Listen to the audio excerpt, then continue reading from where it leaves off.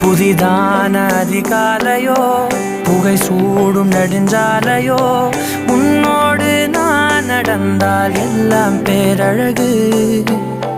மழை வீழும் இளமாலையோ இசையில்லா இடைவேளையோ என்னோடு நீ நடந்தால் இன்பம் என் உலகு.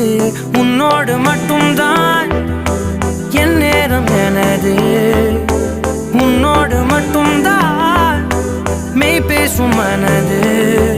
மனிதரின் மொழி கேட்டு கேட்டு இதயம் பழுதாய் உனதமைதியில் தானே முழு முழுதாய் என் இனிய தனிமையே.